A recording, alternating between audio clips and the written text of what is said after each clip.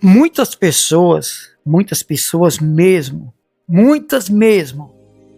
são defensores de igrejas, de pastores, de religiões, enfim, são defensores de muitas coisas que a gente vê que está errado.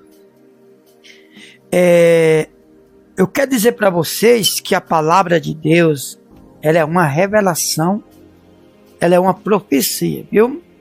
A verdadeira profecia, a verdadeira revelação é a palavra de Deus. A Bíblia diz, se não houver profecia, o povo se corrompe. E é exatamente isso que está acontecendo dentro da igreja do Senhor. O povo está corrompido, são corruptos, porque não tem profecia. E a profecia, meus irmãos, não é aquelas ladainhas que você vê falar por aí, que Deus vai derramar fogo do céu, vai fazer isso, aquilo. Não, isso não é profecia. A profecia, ela tem que estar enquadrada na palavra de Deus. Eu vejo pessoas dizer assim, mas não devemos julgar. Gente, você sabe o que quer dizer julgar? Julgar é quando nós não sabemos, não temos prova daquilo que nós estamos julgando. A verdade é essa. Por exemplo, a Bíblia diz lá em João 7, se não me engano é 7:24, que não devemos julgar pela aparência, mas por justiça. Se você está vendo alguém falar, ou alguém está falando algo que não está na palavra de Deus, você pode julgar sim, você pode julgar, lógico que pode. Lógico que podemos. E a gente podemos ver que não está tendo mais a profecia da palavra de Deus, não está tendo a pregação da palavra de Deus dentro da igreja. É ou não é? Então, se não tiver profecia, que é a pregação da palavra, então o povo se corrompe. Gente, hoje a situação está catastrófica dentro da igreja. O que eu acho, sempre eu digo para as pessoas, quando eu tenho oportunidade, eu digo assim, eu posso acreditar no Deus que você está falando, mas não quer dizer que eu acredito no Deus que você serve. Mas por quê? Tem uma diferença entre falar de Deus e viver Deus. Né? Não adianta a pessoa dizer assim, não, mas cuidado, porque Deus vai pesar a mão, e você não é assim, gente. Gente, a Bíblia não tem respaldo para isso. Repito, eu posso acreditar no Deus que você prega. Lógico que se você está falando num Deus poderoso, num Deus que salva, num Deus que ama, que cura, que transforma, um Deus misericordioso, eu tenho que crer nesse Deus. Eu me acho na obrigação de crer nesse Deus. Agora, se você prega um Deus de amor, mas não vive o amor, eu não posso dizer que eu acredito no Deus que você serve. Os fariseus pregavam o Deus vivo. Quem lê Bíblia ou quem estuda a Bíblia vai entender o que eu estou dizendo. Os fariseus pregavam o Deus vivo, mas eles não viviam o Deus vivo. Eles viviam na base da mentira. Eles faziam um prosélito, ou seja, eles rodeavam uma terra inteira, se fosse preciso, para servir as suas tradições religiosas. O que é tradição religiosa nos dias de hoje? Tradições religiosas, gente, é algo que nós praticamos, nós sentimos na obrigação de fazer aquilo. Por exemplo, tem pessoas que se acham na obrigação de ir para a igreja, congregar pelo menos 3 vezes por semana, né? Mas eles não se acham na obrigação de amar. Ou seja, para eles congregar é necessário, mas o amor que Jesus mais pregou, eles não amam. Então isso é uma pandemia, epidemia espiritual que engana as pessoas. Ah, não, eu tenho que congregar. Eu já vi gente dizer para mim assim, diz assim, a Bíblia manda congregar, sim, uma ou duas vezes, uma no Velho Testamento e outra no Novo. 2 vezes no Novo Testamento, aproximadamente. Mas a Bíblia manda amar mais do que qualquer coisa, gente. E amar, você tem que entender o que é amar. Amar não é ficar sorrindo o tempo todo, cantando, alegria, isso não é amar.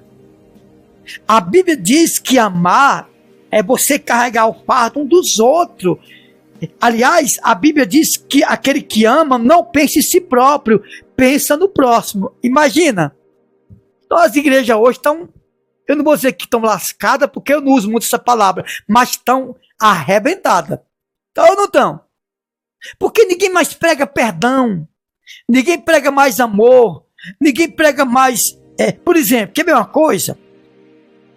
As pessoas, elas acreditam em tudo na Bíblia.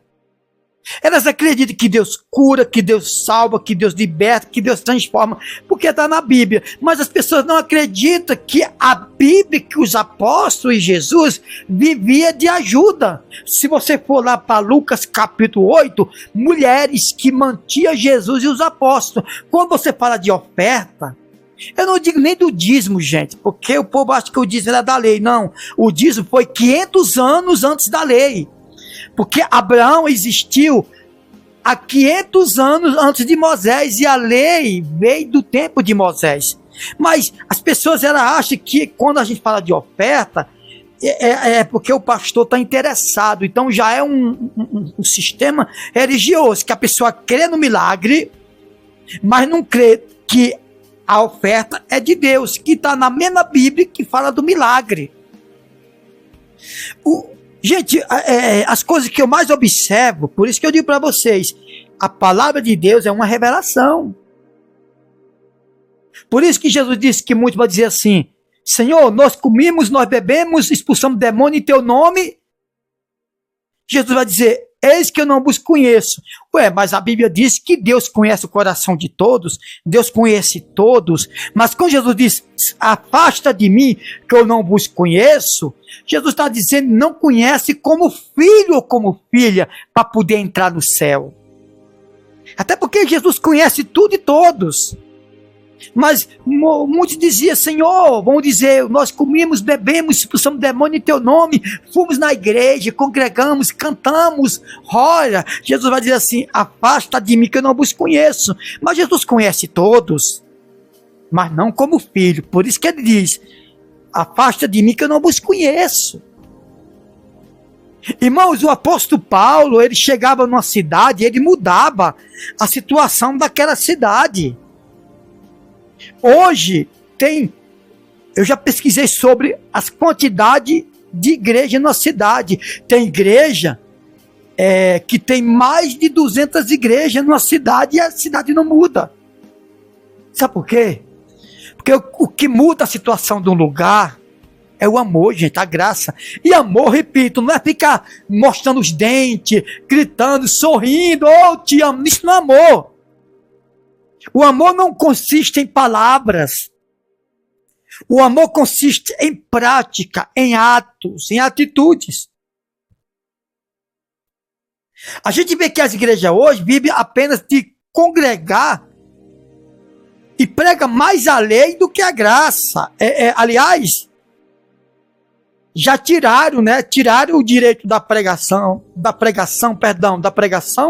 para as pessoas cantar, dialogar, sorrir, brincar e falar besteira no altar. Não quer dizer que cantar é errado, gente, é bom cantar.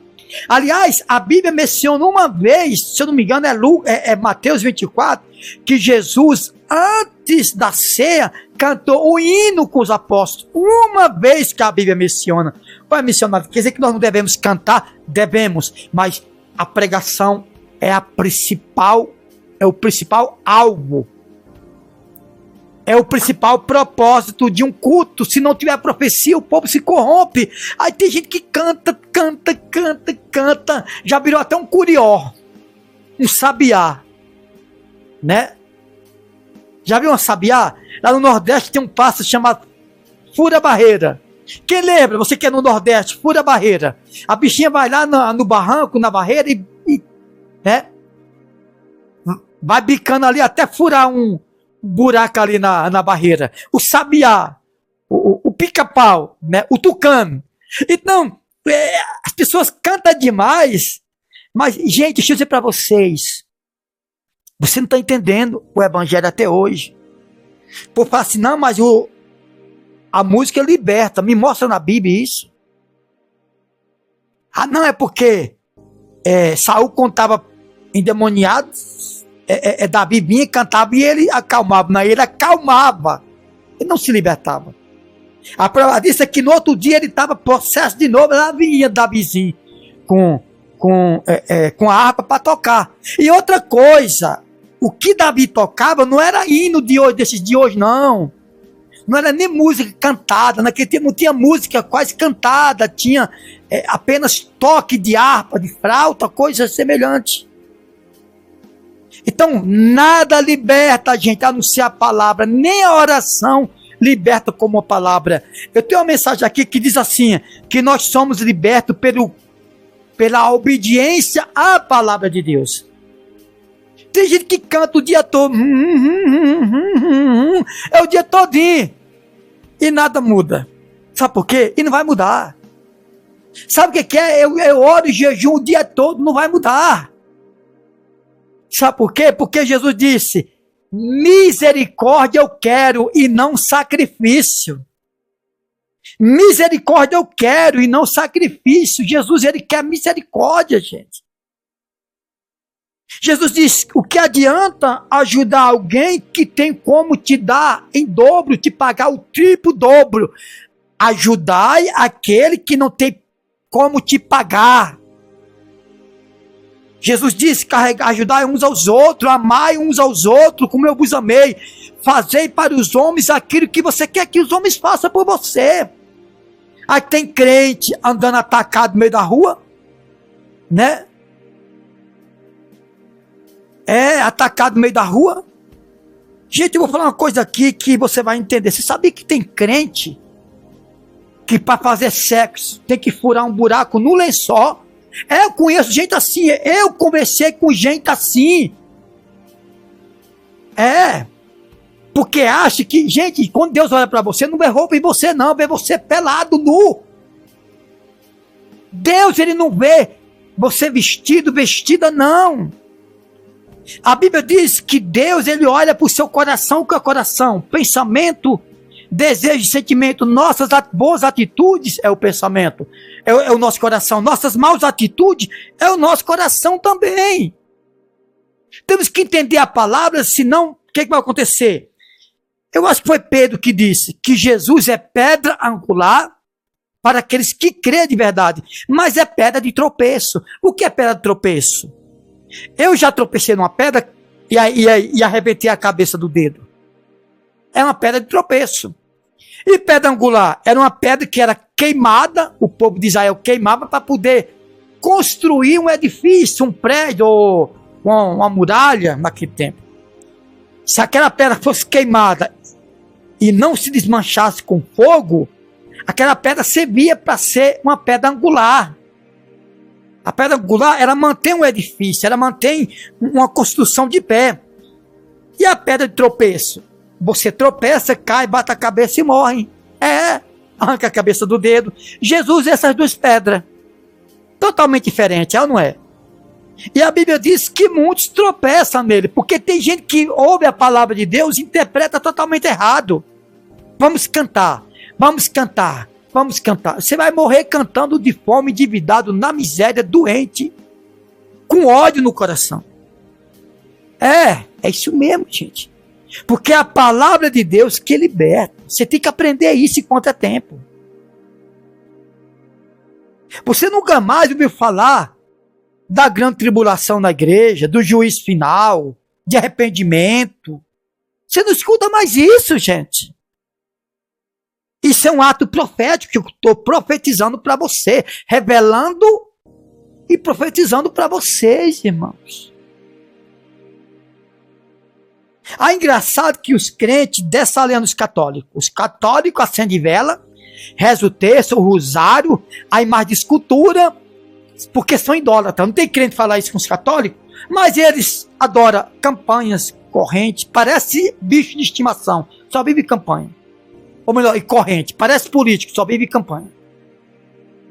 Usa tijolinho, usa tudo quanto não presta, fronha, perfume, chapéu, entendeu? Tudo. Ah não, eu estou usando isso porque usa a minha fé. Quer dizer, né? Os católicos usam porque é idólatra, vocês usam porque tem fé, né? Cambada de malfeitores, cambada de mentirosos, perturbados, fariseu. Os fariseus, eles davam ordem, mas não moviam um dedo. Sabia disso? Não moviam um dedo. Francinaldo Salviano, eu tinha vontade de acabar um pouco dessas igrejas. Sabe por quê? Tá matando a fé de muita gente. Matando a fé de muita gente. Mas missionário, você tem que acabar os bares. Não. Os bares, gente, deixa eu dizer para você, os bares não enganam ninguém. Os bares não enganam, prostíbulo não engana, carnaval não engana. As pessoas que estão lá estão cientes que estão errados. Agora, dentro da igreja, tem pessoa que está fazendo tudo errado e está ciente que está certo, gente. E a Bíblia diz que o julgamento do Senhor começa da própria casa dele. Imagina o ímpio onde vai parar, é ou não é? Tome cuidado, gente. Tome cuidado, eu não estou aqui para criticar ninguém, mas para falar a verdade. Gente, tem pessoas que falam assim, vai bater cartão na igreja, né? Bota a Bíblia debaixo do braço, vai bater cartão, não pode chegar atrasado. Não é isso que Deus quer, gente. O que a mulher samaritana falou? Senhor, vamos adorar onde? Nos montes ou em Jerusalém? Jesus disse, vai chegar o dia que nem nos montes nem em Jerusalém vocês vão adorar a Deus em espírito e em verdade, aonde vocês estiverem. A verdade é essa, gente. Não estou dizendo que você não tem que congregar, não é isso que eu estou dizendo. É muita demagogia, gente. E o pior, que tem pastor que prega contra adultério e está com 2, 3 amantes. Não, peraí, não estou citando quem. Eu não estou julgando, não estou citando quem, não estou citando ministério. Estou dizendo que existe. Os fariseus eram assim, gente. Eles davam a ordem, né? Eles davam a ordem para os outros fazer, mas eles não faziam. Não, eu mando porque eu posso. Manda quem pode, obedece quem tem juízo. Não é assim que muitos dizem? Gente, lá em Apocalipse 2, versículo 9, ou é Apocalipse 3, tanto Apocalipse 2, 9 fala, como Apocalipse 3, 9 fala. Fala da sinagoga de Satanás. Se você vê uma igreja todo dia a mesma coisa, só prega coisas terrenas, não ensina o povo, gente, eu não tenho de que ter medo de dizer que muitos são sinagoga de Satanás. E às vezes você diz assim, não, mas você está julgando. Gente, Jesus disse que a palavra já julga. A palavra já julga. Essa é a verdade. A palavra já julga. Você tem que congregar? Tem, mas não é o principal. O principal é amar, gente. Você ajudar uns aos outros. Quem já ouviu falar do saco de cimento? 50 quilos, quando divide para 4 pessoas, diminui 37,5 kg, se não me engano. Aí vai 12,5 kg para cada pessoa. Olha o segredo de você dividir as cargas pesadas, né? Tem pastores por aí que nega até comida a moradores de rua, né? A verdade é essa, meus irmãos. Preste atenção que eu não citei um nome de uma igreja, não citei um nome de um pastor. E não vou citar. Sabe qual é o problema? 98% das igrejas são empresas disfarçadas de igrejas para poder não pagar imposto, porque sabe que igreja é isenta de impostos. É ou não é? Disfarça de igreja para não pagar impostos. Essa é a verdade. Irmãos, cristianismo tem mudança de vida, mudança de atitudes, mudança de atos. E essa maior mudança se chama amor. Se não tiver amor, eu afirmo e confirmo, se não tiver amor, é sinagoga de Satanás. Eu não tenho a mínima dúvida. Se você estudar a Bíblia, o Novo Testamento principalmente, você vai ver aonde estão a sinagoga de Satanás. Deus abençoe, no nome do Senhor Jesus. Amém.